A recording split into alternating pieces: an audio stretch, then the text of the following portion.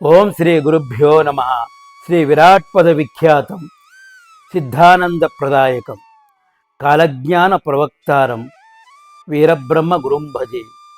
ప్రపంచ మానవాళికి తన బోధనల ద్వారా ఆధ్యాత్మికతను తెలియజేసి సమతావాదాన్ని పెంచిన జ్ఞాని యోగి జగద్గురువు శ్రీ మధ్విరాట్ పోతులూరు వీరబ్రహ్మేంద్ర స్వాముల వారు తన కాలజ్ఞానం ద్వారా భూత భవిష్యత్ వర్తమాన కాలాల్లో జరిగే వింతలు విశేషాలు సమాజంలో మార్పులు ముందుగానే తెలియజేశారు.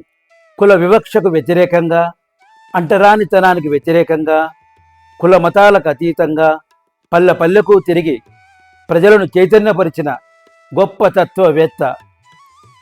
కడప జిల్లాలోని కందిమల్లాయపల్లెలో రాజయోగిగా స్థిరపడి లోకోద్ధరణ దీక్షతో తత్వ ప్రబోధం చేసి కాలజ్ఞాన ప్రవక్తగా ప్రసిద్ధుడై తుదకు 1693 శ్రీముఖనామ సంవత్సరం వైశాఖ శుద్ధ దశమిన శ్రీ వీరబ్రహ్మేంద్ర స్వాముల వారు సజీవ సమాధి నిష్ఠ వహించారు. నాటి నుంచి నేటి వరకు ఆనవాయితీగా ప్రతి సంవత్సరం ఆరాధన గురుపూజ మహోత్సవాలు, నిరంతర అన్నదాన నిత్య నైవేద్యాది కార్యక్రమాలు అత్యంత వైభవంగా జరుగుతున్నవి.